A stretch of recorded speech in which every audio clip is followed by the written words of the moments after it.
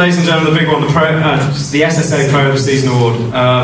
I'm sure there were many, many votes cast for many, many different players. Of course, Duncan Taylor, again, we've already mentioned. Phenomenal season, of course, voted by his peers as the Saracens Player of the Season. Billy Vunipola, took huge bullets. Owen Farrell, Maro Toje. The list is endless. You could have probably picked any one of the squad of 35 really in the contribution that they made across the board throughout the year, and no one would have argued with you. But the SSA Player of the Year, and I'd like to invite Malcolm Denton, who is just in front of me here, to come up to present the award to Alex Goode.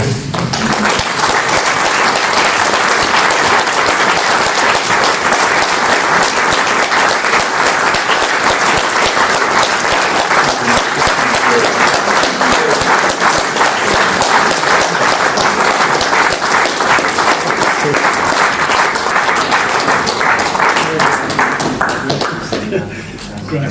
Thank you very, very much for everything you've done for the club in this season. We really appreciate all your work, and it's really pleased to present Malcolm, it to sort you. your camera out. Sort your camera out. Malcolm, sort your camera out. Sort your camera out.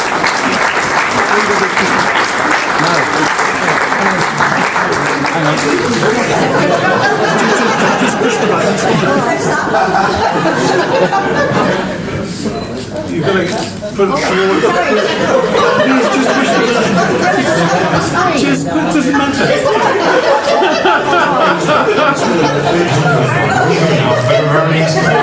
Okay, back up photographer there.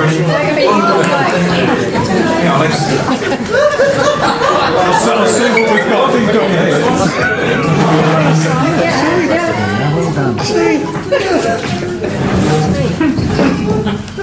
Alex, the SSA Player of the Year, 2016. What an accolade. Yeah, I think it's an amazing award, and I can't thank you enough for it.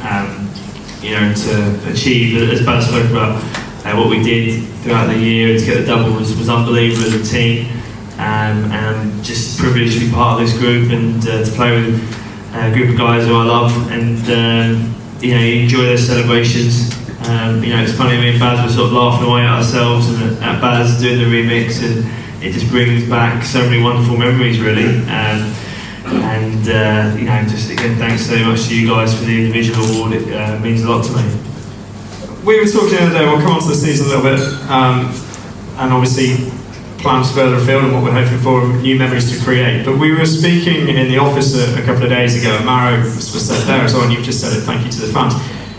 How far we've come as a club, obviously on the field, which we'll touch on, but also off the field as well, and the fans growing, and the atmospheres here at Allianz Park growing, and everybody getting behind the team. You guys must really feel it out there. I mean, against Northampton, the noise on Saturday was some of the biggest noise we've had here at Allianz Park, and it just seems to grow.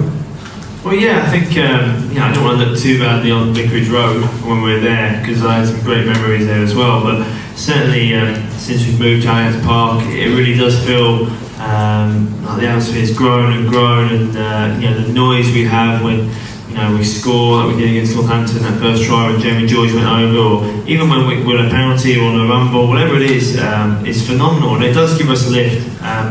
I know we're pretty good as players when we travel away from home and we don't sort of pick and choose, but the difference it makes for us at home is remarkable, and can't underestimate that. And Maro seems to get more and more penalties the more you sing his songs. So I just think you need to think of one for Baz now, because when he comes on he's a bit tired and he's got to do a scrum. Just have a little When he comes on and he's a bit tired. Yeah.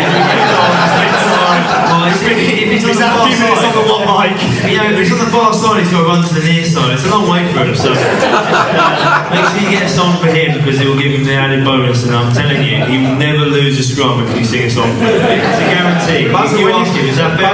When you were doing the remix, have you ever thought about doing a song about yourself and seeing how that might be sort of taken on? I've got to learn the lyrics for another song first. He's too much of a team player to sing about himself. He's understated, his old Baz. How about yourself?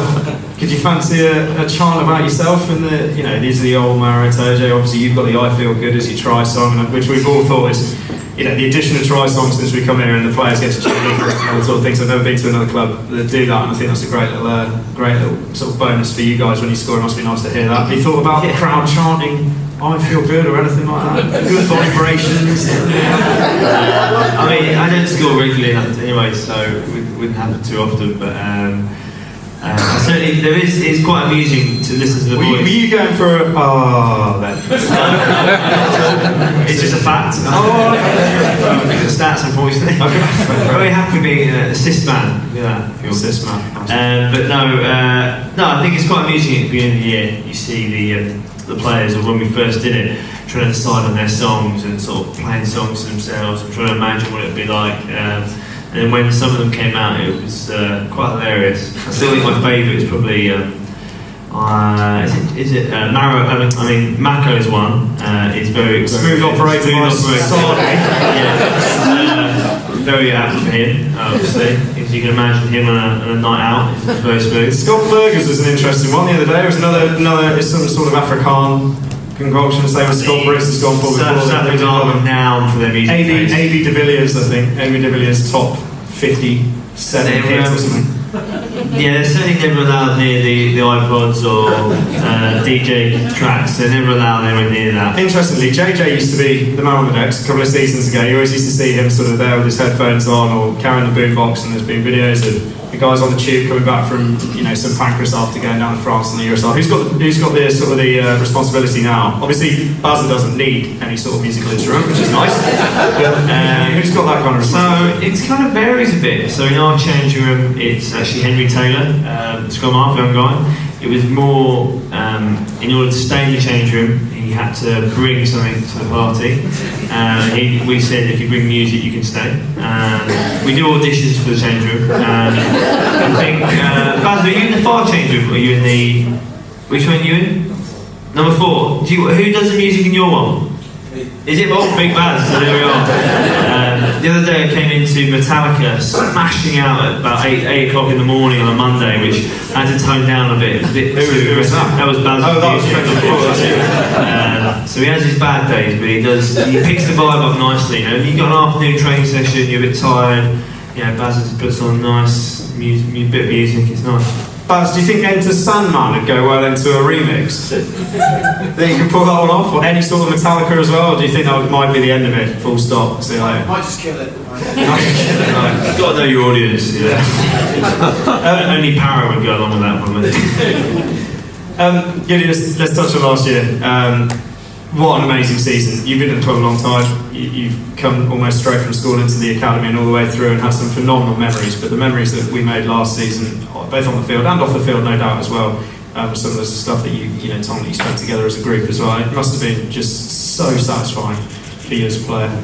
Yeah, I think it's rugby's a wonderful game, wonderful thing to do as a living, and we spoke when Brendan and Edward first came here about making memories, and I guess at first it was a bit unsure what they meant by that, having only ever judged yourselves on performance and results and everything like that, and actually it's been wonderful for the club to create memories that you don't forget and you can look back on for the rest of your life. It is special because when you're older, some of these games you will forget about and they will blur into one, but those memories of singing the song that Baz does there and the day after or the night after with your mates is amazing, and ones that I cherish, and it's made all the more special when you sat in that change room and you spent a whole year, or some guys like me and Neil Cook spent 11 years together and we've never done that, and to sit in that change room together and know you've achieved something and worked so hard for it for so long is incredible, really, and probably doesn't hit home straight away, but over time you think about it and you think, well, that's amazing, and that's why you do it. It's why you work so hard on those cold days, is for those memories. And I'm very lucky, as I said before, to be involved with this club, and it's the only club I've ever known, and hopefully it will be the only club I ever know, and I love being part of it, and certainly doing that double was incredibly special, and I guess the great thing about the group is that we want to keep doing that and not just make it a one-off, got a very motivated group, hungry for success, which is sometimes the hardest thing once you've had success. But everyone's working hard. We're certainly not thinking we're above everyone or better than everyone, and we're constantly striving to get better and better. And I think if we can continue that going forward, then we're in a good shape. I'm sure music's to everybody's ears, really, something like that from Goode. Only club he ever knows, any club he wants to know. Going forward, hopefully, it's phenomenal, and I think that attests to the atmosphere that obviously the club have built over the last few years, and the family atmosphere that even the girls attested to earlier on. But the day after Lyon, immediately after Lyon, how long did you keep your match shirt on for? So I will just clarify. We're given 2 match shirts, and a lot of boys, because it was a wet day, changed at half time. I don't like changing at half time. I think once I'm wet, and I might as well get used to that. There's no point in going out and dry and then adjusting to the wet conditions again. So to get that out of the way first, I only used 1 rugby shirt. I then decided afterwards, I think I'd forgotten my polo, and I thought, you know what, I'll just keep my shirt on. How often do you win the European Cup? That's what I kept telling myself.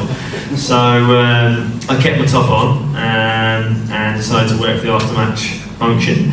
And then we flew back, and I put it back on again. I was not sleeping in it, and then we decided to go for an all-day adventure in St Albans, and I went one step further, and I went as full kit, so boots, sharpened studs, socks, tanked up, and shorts. I even had my Nike Pros underneath and my match shirt. So I was ready to play rugby in the P-Hen in St Albans, and then about 6 o'clock I changed, had a little wardrobe change. I think Basil was still going strong at that point, and he remembers me changing into a policeman's outfit. Were you there then? I'm known at the club for liking my fancy dress, and there's one fancy dress that the boys seem to find hilarious as me as a policeman, so I thought I'd keep them happy with that. So I'm a pleaser. It's a bit of, self-deprecation goes a long way when it comes to fancy dress. I'm not the funniest guy in the world, as Basil will test as it's my fault, but I'm funny to laugh at, and happy for the boys to have a laugh at me. Fair enough. Last season for you personally then, obviously the SSA Player season as well, but also the Aviva Premiership Player season as well. A phenomenal year. You won awards throughout your career, and quite often voted for by your peers, and to be voted that player as well by the rest of the sort of Premiership as well, that must have been hugely satisfying, not just from the Saracens side but from everybody else in all the other clubs as well, in recognition. I don't want to sort of embarrass you too much, but obviously it must have been very happy days.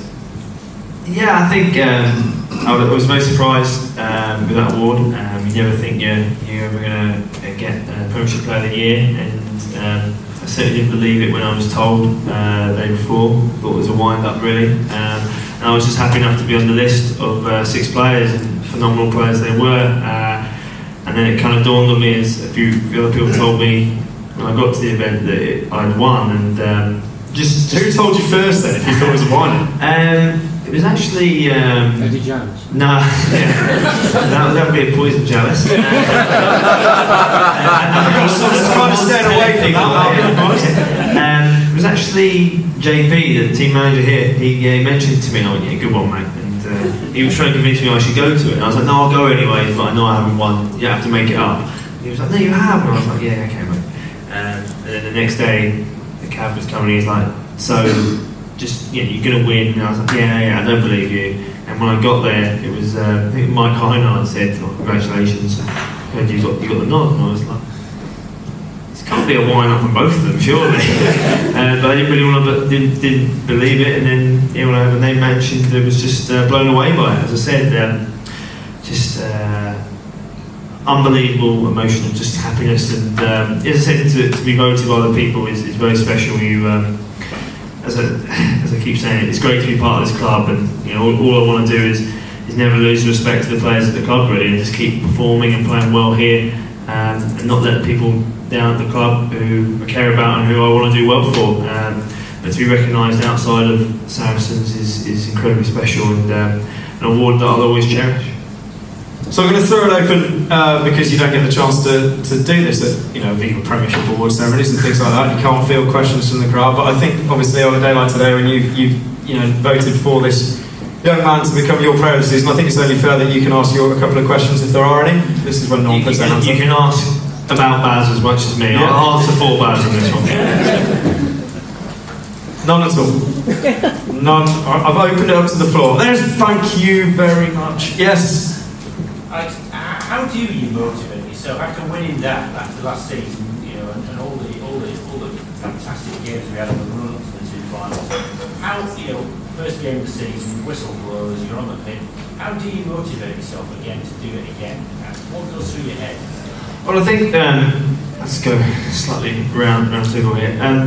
We always talk about the Saracens about having strong relationships with each other's families, knowing Baz's motivation as much as Skull Brits, and getting to know his wife and family. And the point of that is that you have a stronger bond, so that when you're in the field, you understand each other more. But you don't want to let each other down, because they're not just teammates. But there's that. There's more to it, that you're actually friends, and you don't want to lose their respect, because that means the world to you. And I think that's pretty powerful at this stage. When you've had success, and it is hard, I guess, for people to be motivated and wanting to do those extra sessions, and if you can get away with it, or someone else will turn up. But in this group, no one, first off, wants to be pushed out of it or not play well enough so that you don't stay in the environment, because it's such a special place. You looked after so well, and it is your mates. But secondly, you don't want to lose respect to your teammates. I don't want to lose respect of Billy or Mako or Owen or Baz or whoever it is on my left and right. And deep down, if you don't work quite hard enough, or you miss a tackle, or you're not putting the effort in, and people can see that. And I think that for me is a massive indicator of the club, because it does keep you motivated. And there'll be tough times, and at the moment it's plain sailing because we're winning, but there'll be moments when we lose or things go against us, and that'll be a good test of us and how close we are as a group, because it's easy when you're winning.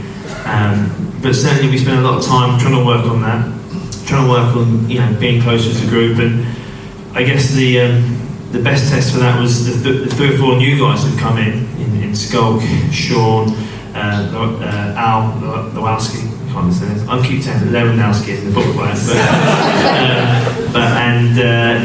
Flanders have all come in and they've had a massive impact. 3 of those guys have played, they've scored 5 tries between them, and a huge impact. And they've got to know everyone really quickly. They've made a big effort, and we've all made a massive effort to integrate them, make them and their families and everyone else part of it. And it's a good sign of the club being very open and very forthcoming. Lady on the left and the right. Wondering if you've got any other outfits, like a farmer's outfit, that I'll take to see you in? Wow. I'll take fancy dress, just for the boys' entertainment. I'm not going out on Saturday night, moonlight. Ladies' night got cut a bit, isn't it? Yeah. Healthy ladies' night got a bit. I think you watched too much Magic Mike. I have a doctor's outfit, and I had an American sprinter's outfit which I wore for after the Premiership final. It's like a full leotard. It's an official sprinters one. It's got aerodynamic stripes. It's a bit ripped now. And the funny thing is, wearing a new match kit. No. The funniest thing is that Chris Ashton always goes with me, like Tweedledee and Tweedledum. We both dressed up at the same time, and honestly it just brings a lot of laughter for everyone, so that's all I can say. And but no, we don't perform for lady nights or Hindus or anything like that, just yet. When after retirement. Yeah, maybe. You never know what you do after rugby, and once the money starts going, you have to think about these things. Media's boring, everyone goes into media now. Yeah, just tell Mark McCall to keep me going a bit longer, but I'm not ready for that just yet. And yes, the lady there, hopefully, not the same question. What's it like for you when Saracens have a game and you're away on international duty? It's a good question. I'll stop you there, because I was going to bring it up actually, because I bumped into Alex. I did some work on the Union game against Ireland this year, and I actually bumped into Alex before in the tunnel, and him and Jamie George walked past me. I don't remember this, and you went, mate, did you see the Sarries result? And not to say that Alex didn't have his head on the England game, but I think it goes to show that obviously the boys do care so much. And obviously I'm sure at times it's about clearing your head and what have you, but that was the first thing he said to me. I expected you to be dead focused, and it was, did you see the Sarries result? Yeah, no, I think it's again testament. We love being here and we care about how the result goes. And as much as possible, you're wary of it. You want to know what's going on. Sometimes you probably get frustrated by it, but other times you just want the boys to do well. And certainly all the international guys will be the first to message the boys saying good luck before the game and well done after it, and vice versa. So I wouldn't say every club is quite like that. I say certain people or certain clubs are much more worried about themselves or England, but I think as a group we've always prided ourselves on being team focused and very much about the Saracens way, and so we do care about the results and hope they're doing well. And they went out and smashed Ireland as well. So any more? Yes. Are you looking forward to playing against Mike Brown on Saturday? I get asked this quite a bit. Now, to be honest with you, fullbacks are, it's not like playing straight back. Fullbacks are so far away from each other, it's very rare we come into contact with each other in that sense. So it's not like it's prop on prop or hook on hooker, line out jump, like that. We couldn't be further apart really geographically. So invariably we stay each other's way in that sense. But I think the more you make things a personal battle, the more you go away from doing your own job or focusing on what makes a team function. And I've always sort of prided myself on not making an individual battle, because I need to do my job for the team and make the team function as best possible. And if it means running out of my way to try and hit Mike Brown, then I've probably left a gap somewhere else. Or if I'm kicking on him and not into space, then it's going to help him and hinder the team. So I tend not to get too worried about those things, and I feel like in the last couple of years it's worked out pretty well for me in that sense. But it's not much you can do about it. You're going to play against rivals all the time, and unlike Baz, I can't be best mates with the rivals I play against, so it's difficult. Is that you still texting about that, Baz? I'm put you to sleep. He's trying to get himself from... He's got an accumulator on. You got to see if he's winning. Yeah, well, you winning, Baz? I can get himself up from 1,000 back up to 102nd in the world in a fantasy football. There's only one way down from here, isn't there, Baz? Any more questions? One more? None at all. Bazza, yes. Man at the back, Richard. As he came at me, is it true that you subbed yourself on in an England game?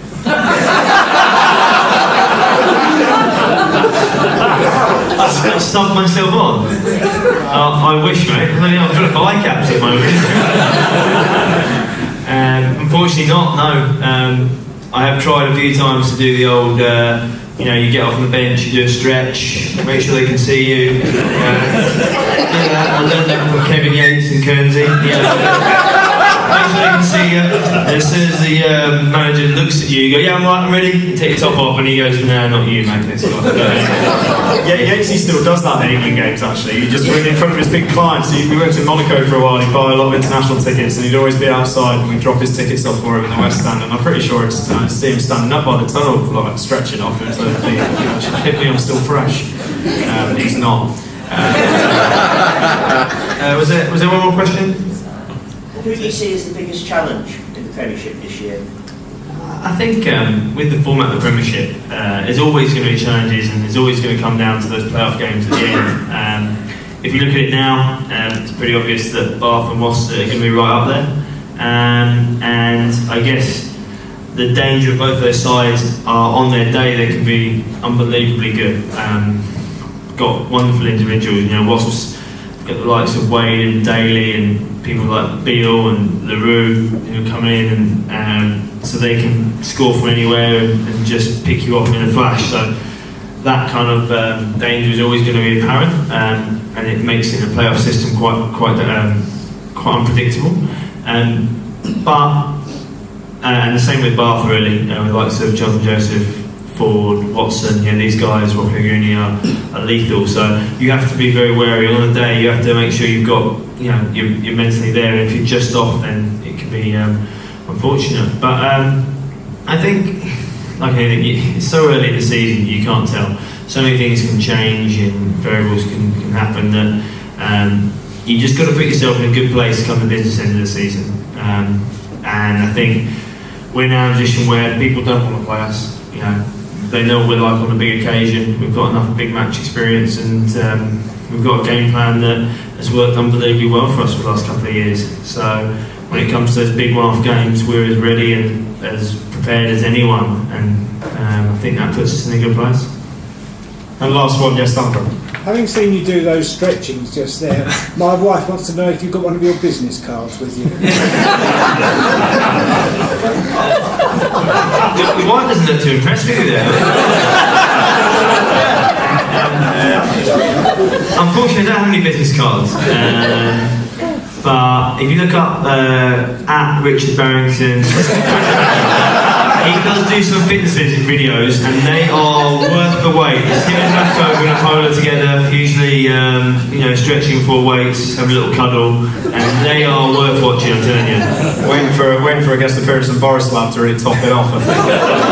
No, I don't think it was. No, fair enough. Ladies and gentlemen, I won't keep Alex any longer, but really phenomenal season in a phenomenal group of players. What a year it's been, and your SSA Player of the Year was Alex Goode.